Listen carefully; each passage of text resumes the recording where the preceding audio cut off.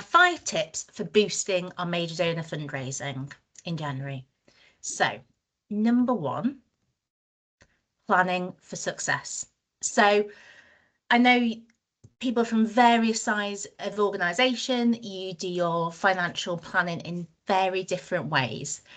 One thing that I'm hearing constantly from clients I'm working with and from friends across the sector is, the ever-growing pressure to meet the end of year target. Now, for my example, I've picked, say, the end of year is the end of March to meet with the financial end of year. One of the things that you might already do in your organisation, and brilliant if you do, is having like a monthly forecasted income and working out how much roughly you need to have come in each month to meet your target. So for the purpose of this, I've gone with a total target between now and the end of March is 52,000. I think now's a really great time to look at what you need to bring in maybe in this quarter for your major donor fundraising. And if you don't already, try and see if you can block it out in months. Why? Because I think when we find that we're working towards an end of year target, we can feel the pressure of, oh my gosh, where is that money going to come from? And because major donor fundraising can be such a long-term form of fundraising, having a bit of a plan in the background can sometimes take that pressure off and see where you're going. So really simply, consider, having something like this to see how you get to your total. Alternatively, she says, this line's moving on. When you come to that month, have you looked at kind of breaking that down by donors that you know that you need to ask a gift for? So some organisation will have a brilliant donor pipeline and you'll have names against ask amounts you'd like to make, and it's forecasted out month by month, maybe even by weeks if you're that, certain. Or some organisations might just, have a round figure for that month. I would probably say, as a major in a fundraiser, to give you some kind of guidance, if you don't already, think about breaking down where that income could come each month. So in my example, I've got for January, the total ask that we need to make, or income we need to secure in particular, is around £8,000. Can you get Mrs. A, you want to be asking them 2, followed by Mr. B, 5K, followed by Mr. and Mrs. C, that is right, at £1,000. And that sometimes just thinking about breaking it down to actual people who you could ask for can be really beneficial if you don't do that already. And as you can see, I've done the similar for January as well. I think the benefit for this as well is when you come to managing upwards. So for your managers, for your director of fundraising, chief execs, they may say, how do you plan to get to your target? This is a really good snapshot of showing the work that you may be doing and the thought you're putting in. So again, we can talk about actually in a whole kind of session and webinar about how to plan and forecast and budget for major donor fundraising. But now's a really great time, if you're not already thinking about where that money is coming from, to do so. I guess what kind of things you need to be thinking about in that plan.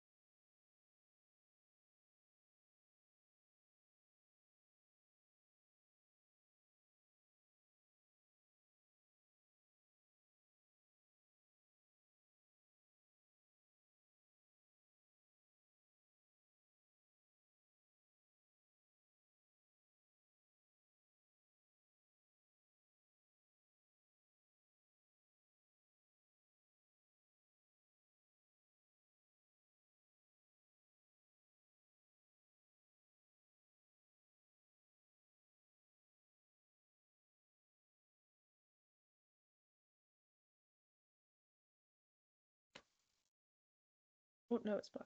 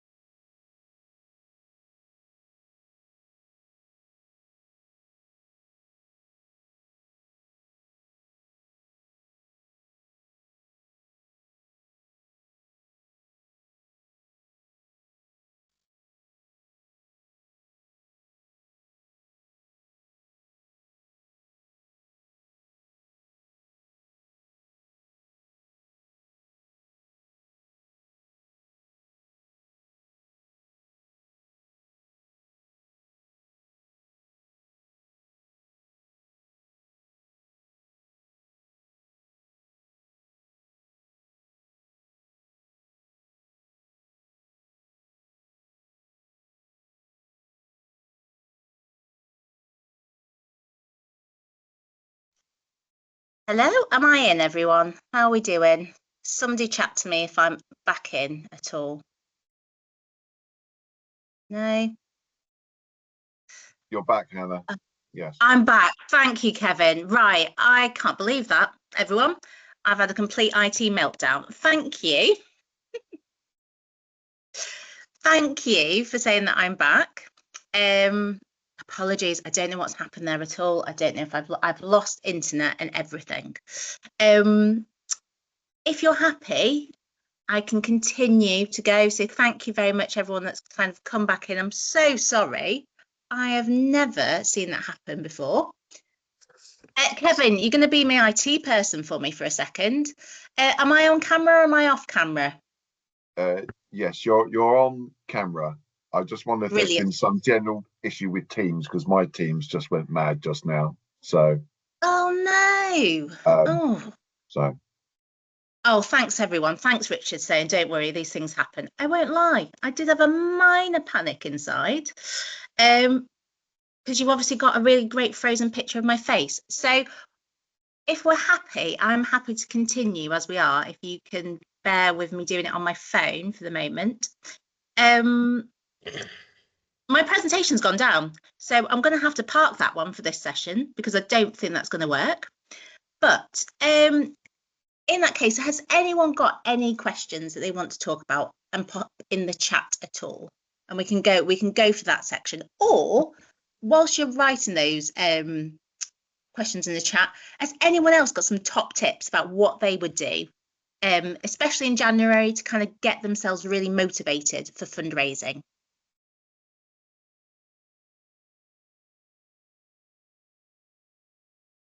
Anything at all? No? I guess one of mine was around that planning for success. So how, looking at your pipeline, like how many prospects do I need to identify and research to make, to make my targets up, give myself the kind of success that I need to see with my fundraising. Also, how many donors and prospects do I need to be in touch with as well? Like, how do I start building a pipeline so it doesn't feel like I'm starting from scratch every time? Also, another question is, how many asks do I need to make? Like, what kind of, how many should I be making, thinking that maybe not every ask is successful? And also, like, once you've made the ask and we're going to say they've been successful, like, how are we going to thank? What's right for your organisation? How quickly can you get that thanking done, which is a really, really key element as well. And also, how am I going to make my donors feel great? That's all around the stewardship as well. Thank you very much to whoever said, and apologies, we might get feedback in a second off me. Whoever said they're happy for the session to go ahead as it is. Really, really appreciate that. I'll carry on if you want as well. So my next kind of idea was around, it's January. It's a really great time to share your organisation's news. I don't be cheesy and say new year, new me, new start. It's not. We all know it's businesses carrying on regardless of it being 2026. But now's a really great time to kind of share with your donors and possibly prospects what's going on. So, I know some of you might have already done this, but, have you thought about the key 3 things that happen in this year that you want to shout about your organisation? So that might be that you need to sit down with your development teams or project teams to work out what that is and how it understand what that might be. Or it might be really straightforward and simple from your organisational strategy. 3 things that are going to be brilliant. And then I'd say just spend a little bit of time thinking about how you can share that with your donors and prospects. Like, one of my favourites is like a really quick snapshot email. So that is where, you just tell them, new year, these are things we're doing. You might also kind of include a video message. It might be a really short piece to camera if you've got permissions to send to your supporters, just shouting about what's going to happen this year. Or it could be, I don't know, any form of kind of, digital media update as well. What I'd say is you probably could get a bit of a bonus question as well, a bonus point for being able to do that, and including that you might phone them. Picking up that phone and making that personal connection is key and essential. So that is again something that I would really stress that you do this year. Kevin, I'm calling you my tech guy today, but have I got any feedback? Because I've managed to re-enter the chat on my laptop. Am I feeding back as well? Sounds fine, Hannah. Sounds fine. Oh, brilliant. Kevin, thank you very much. You've helping me out here in the background. And then the other thing I really would encourage you to think about starting of this year and in January is, how are you putting your donors first? So there's always a million one asks that come of us as fundraisers, whether that's report writing, whether that's reporting up to management, your one-to-ones, feeding into an IG campaign, loads of things that are important, but also can take us away from doing the major donor focus work. So one of the tips I have, and I've carried it through all of my jobs and roles, is starting each day with a donor facing activity. So thinking ultimately, I'm here to raise major donor fundraising. What can I do today to make sure I'm progressing those relationships, to making sure that fundraising is secured? So for me, that can be picking up the phone. So ringing a donor for a planned reason, but picking up, even if it's just to thank them, if it's to go back to my former point, to kind of share the great things that are coming up this year for the organisation, and to really, in that call, learn more about them. Use it as a bit of a discovery call, even if they've been a supporter for years. We can't underestimate that person-to-person contact that you can't get via postage, in letters, or with emails. I'd also be thinking about, when and how can I schedule some meetings with them? When can I do a catch up to share the latest impact from their projects that they've supported? How else can I, get them to help me in my goals, whether that's network building, whether that's helping them use some of their expertise? It's a real growing trend across the sector and reality that major donors want to offer more than financial support. How can you think about the first thing of the day you could offer that to one of your donors or several? And do it is the key. So these are about doing the action. And also, just thinking about, making that connection with them. Is there something you've seen in the news that is either relevant to your organisation or relevant to them, that just, shows that you're thinking of them and that they'll enjoy? And so as part of that, my fourth point was around what I call kind of question, listen, reflect. So if you're having that kind of interaction with your donors every day, there's kind of some points that you really need to be hitting and thinking about. So number one, you can never thank them enough. Okay. I don't mean overly gushy, but it's nice to thank people for the commitment they're showing to your organisation, for that financial and non-financial support that they're making. It should never be overlooked, because we need them. We know that they help us so much. And then to ask some really good questions. So you can do this if you're new to a new portfolio, or you've inherited some donors into your donor portfolio, or maybe you just haven't asked the questions for a while, but think about asking questions such as, ask them why they support, why now, how would they like to support, how have they supported previously. If you don't know that and that doesn't look like you've not taken an interest in them, massive caveat, make sure you look like you know as much about them as you should do around their support for the organisation. what's the drivers? Like, what are they interested in? You know, ask them those questions.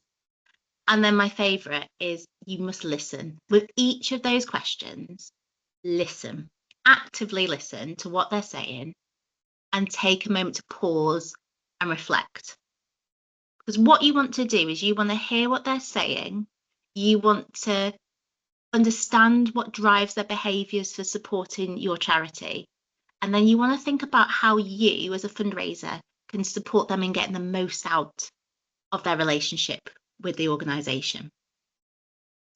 So another thing that I'm a big fan of as part of these type of conversations is ask them for some insight, like ask them a bit about themselves, and also ask them a thought on maybe a solution that you have as a charity that you're finding a challenge. You know, you may know from this donor they've got a background in PR or communications. You know, you could ask them really nicely, you know, I recently sent you this, newsletter, or, you know, we're really trying to connect more with our kind of supporters. What does this sound like? How does this read to you? Or something else that you might have a challenge in your organisation. Trust me, they love it. They love to be asked to be useful. So definitely do that. And then as part of that, you know, can you follow up on their suggestions and use what they've told you in those questions right at the start to build on what you've learned? Okay. So finally, my last point, number 5, for kind of boosting fundraising and making it enjoyable for you, is actually making donating easy. There's nothing worse, is there, where you've gone through everything with a prospect, they've said yes, they want the support, and you've got to the bit where you'd like them to make that donation. Sometimes in some organisations that can feel really clunky, and we know, even as not being major donors, when we have to go through lots of steps, it's unclear, it's difficult, it becomes a bit of a chore, doesn't it? A bit of a hassle. We as fundraisers need to work for our organisations to make that making that donation enjoyable and easy. So, you know, it's a great time of year to think and review how major donors make that donation. So can they do it via the website? Is it easy to find on the website how to make a donation? If you prefer your major donors, or they prefer to make it via bank transfer, is it easy to find the bank transfer details? You know, you don't want a long pause between them saying, oh yes, I'll donate, and then you've got the tumbleweed of no donation being able to be made, or you're waiting on them to make the transfer. Is there a way that you can make it easier? For example, I got this idea actually from the Fundraising Everywhere conference. You know, there are some charities that know that their donors give through donor advised funds, so like CAF, Prison the Gift, Stewardship, to name a few. They have like little buttons that if their donors go onto the landing page on your charity page, there is a button for that DAF they can click on, and it goes through to quote CAF. As I use CAF as an example, goes through, you click on the CAF button, and that major donor can transfer their donation seamlessly through to your organisation. The other thing as well, gift aid. Have you got a gift aid form on your website? Is it one that they have to download and then send back to you? Even better, to cut out that faff bit, can they input their details to put gift aid on their donation and submit it through an online form? Possibly look into this. This will make it easier for the donor, which will be a nicer experience, more enjoyable. And also for you as a fundraiser, you know, and you can see that that transaction can go through potentially quicker than it possibly has done. Okay. And there leads me to the end of my kind of short presentation that's had a slight hiccup. I had a lovely slide with my face on it with a QR code to find me on LinkedIn. Obviously, that's not going to happen. But that is my caveat. Please do find me on LinkedIn. I love chatting through scenarios, problems, monetary fundraising. I am the philanthropy consultant for Monetary Fundraising. I work for a brilliant team of other consultants. We can offer you support, advice. We do obviously this free monthly advice. I do the major donor fundraising one. My colleague Stacey does a trust and foundation session. We provide a host of different things. So everything that I've talked about today, we can support people with in-house or as consultants as well. And we've got the Monetary Fundraising website for you to check out, which I'm sure you've all seen. What I was going to say now is going to open the floor to any questions. I'm going to find my chat function and see if anyone's popped anything in the chat whilst we're here. Nobody has at the moment, but let me know if you've got a question. You are more than welcome to pop on camera. You are more than welcome to put it in the chat. And whilst you're having a quick think, I'm just going to see if I can join via Teams again. Oh, right. Let me see. Pause a second. Let me pause a second and see if I can get back on.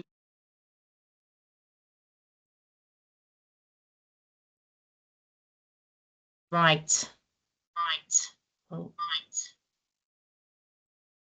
I'm here. Kevin, are you going to be my help again? Are you there? Am I appearing? Am I with us? We're receiving you loud and clear, Hannah. Thank you. Wow, what we're going on there?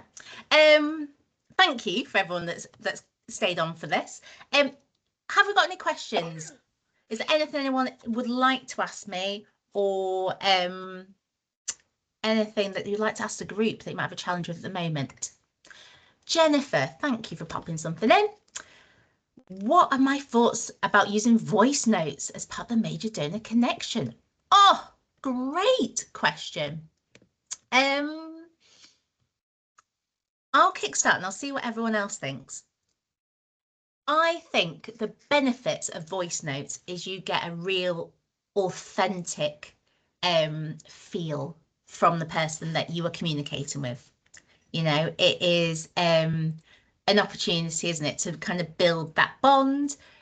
You can also listen to them at a time that's right for you, can't you? Which is not always possible with a phone call.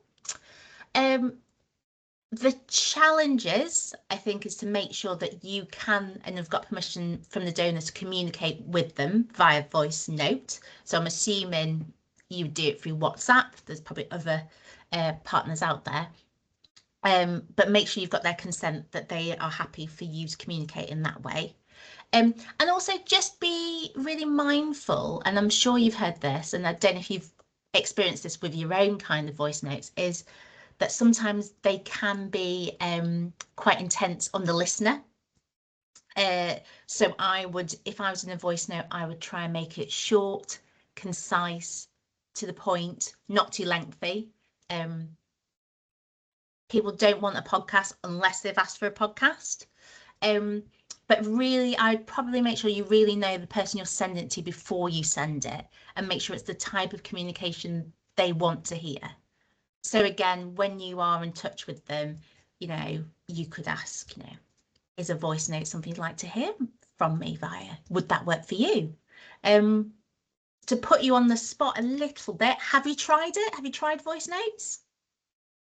Have you had any feedback? Yeah, I use WhatsApp quite a lot with many of our supporters, and a handful of major donors I know well. If we've got like something planned, like a support thing or a thank you thing, I will, or we're organising a gift from them, then I will just give them little updates via voice notes. Again, little updates, they seem to work quite well for that very reason, that if they're not available, we're all busy people.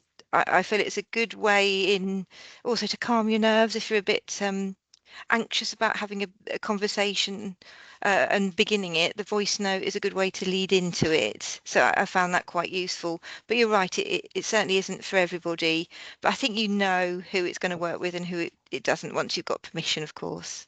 Oh, absolutely. And I guess, Jennifer, you've probably had people come back with a voice note, so you know that they've gauged it, it's the right form for them. Is that right? Yeah, well, quite often they come back via WhatsApp and and quickly leave a text rather than a voice note. But either way, you know, I'm getting the response that I want, and they're happy to respond. So that tells me it's working.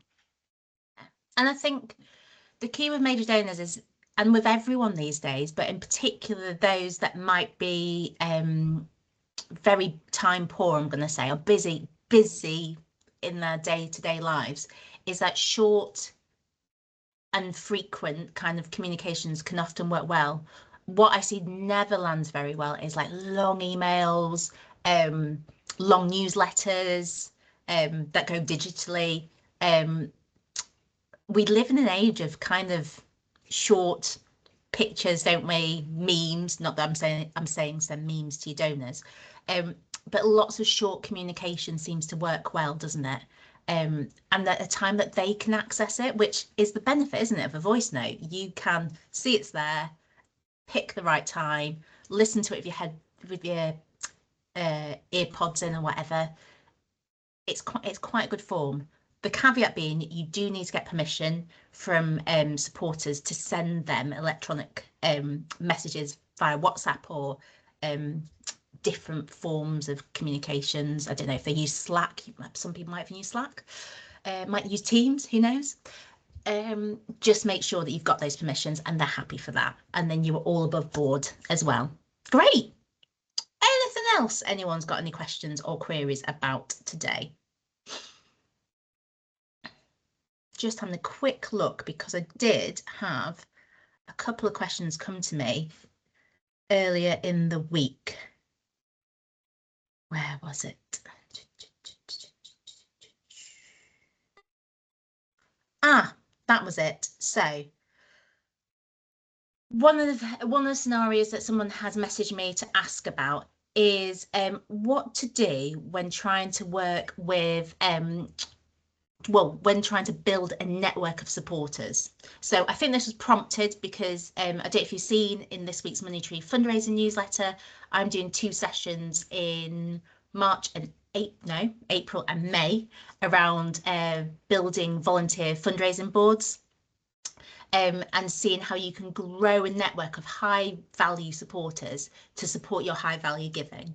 So this question came into me, I think off the back of that, triggering it, is actually how do we get started? So without trying to deliver 2 hours worth of content in 2 minutes, I think it's everyone that is working in a high value major donor fundraising space, you want to be looking at who your supporters are and what added value they can give.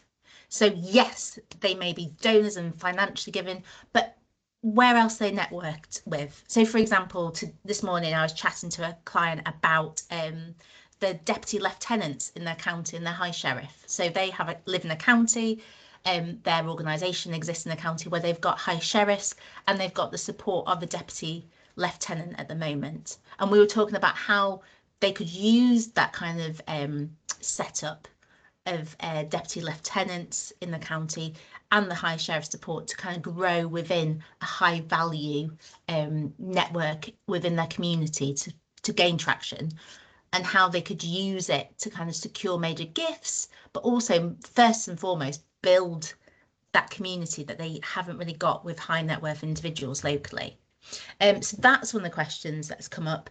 Again, if you are interested, it's one of my absolute loves out there is volunteer fundraising boards. So everything that look like giving circles to more formal structures for campaigns or just general volunteer fundraising boards, or how to network with your volunteers, like how to unlock their network to support your fundraising.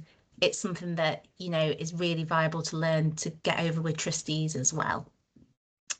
Is there anything else out there? Obviously, I will take any questions apart from what to do when IT goes down.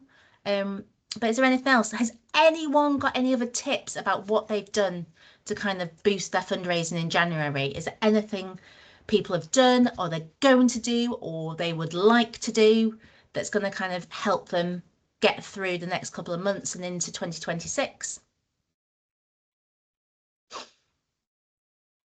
No? I mean, one of mine that I think's worth doing at this time of year is looking at your own personal development. So what you're enjoying about your job. Sorry, I shouldn't stumble there, but what you're enjoying about your job. I know it's really tough out there for fundraising at the moment, and it feels like there's a lot against us, but what keeps you in your job, what keeps you in the sector, what you love, what you absolutely don't love at the moment, what's really hard, and what you think you might need to support you through that. So for some people, that could be that there's a training need. Is there something that you, as a major donor fundraiser, need support with? Is that around, you know, preparing for meetings, like how to get the most out of that kind of 45 minutes, hour that you might have with a donor, or even less, 20 minutes?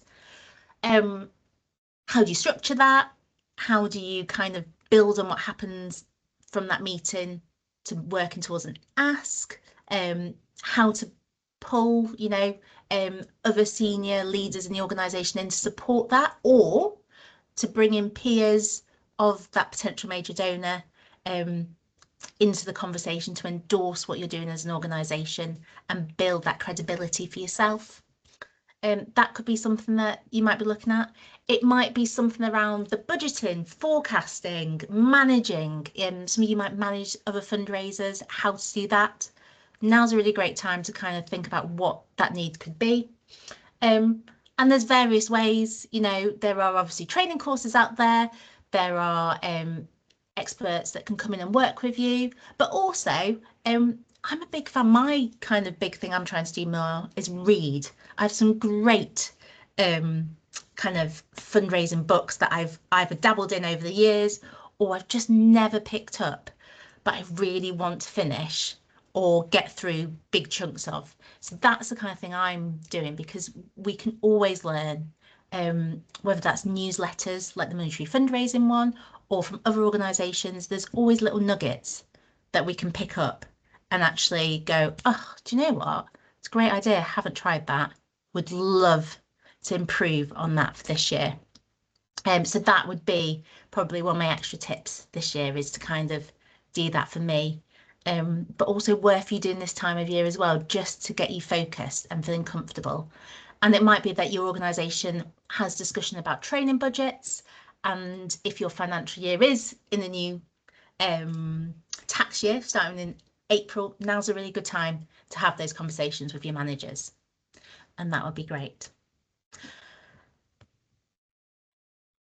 Is there anything else? Oh my goodness, Jennifer, are you typing? There could be something in there. I will do as I promised, if my IT would do it. Oh, sorry. Oh, Jennifer, you said some great podcasts. How I've forgotten the podcasts. I mean, that's a great way to kind of take it in whilst doing other things or relaxing. Strengthening relationships with major donors, I agree. That is really key. When to involve other people, yep. CEOs, absolutely.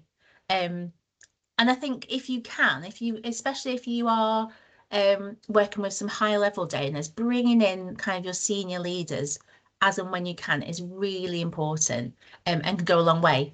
However, again, this is going back to knowing your donors and prospects. Some donors and prospects just don't want that level of high level education, high level of engagement. So that's not right for them. I mean, I had a lovely conversation again with another client the other day who said they have one major donor who actively likes to spend as little time as possible with fundraising staff, and even they don't want a site visit, they don't want anything, they just want to know they can give their donation, they can have an update, and that's it. That they're just happy knowing that's how they are making a difference and they are changing things for that organisation, which is lovely. So it comes down to personal preference, very, very much so. Whilst everyone's thinking of the last couple of questions, possibly, I am just going to drop into the chat some bits about our events that are coming up. So like I mentioned, I'm running the volunteer fundraising board event in April and May. We also have the usual Let's Chat monthly sessions. So again, for major donors, we have this in February, we've got it in March. We pretty much will have it every month except for August, possibly, just because everyone's out of sync with holidays. Oh, that has gone into a very big chat. Apologies, that's supposed to be 3 links in there, but you will see hopefully them pop up separately in a minute. And then as well, you're obviously all signed up to the Money Tree fundraising mail list, which gives you some really great ideas and tips and hints for going forward. I'm going to leave it there, everyone. I think we've got to this point. I don't know if anyone's got any burning questions. I'll give it a couple of seconds. If you are, I'll keep my eyes open if you're chatting. Otherwise, thank you very much for this unusual session where the IT went down. I really hope when I watch the recording back, my face didn't freeze in a really horrible position. Huge thanks to Kevin for doing my IT in the background today, Kevin, and reassuring me all is going well. If you have any questions, by all means, please feel free to reach out to me on LinkedIn, which I will try to drop in to the chat in a second. And obviously, there's Hannah at Money Tree Fundraising, as well as my email.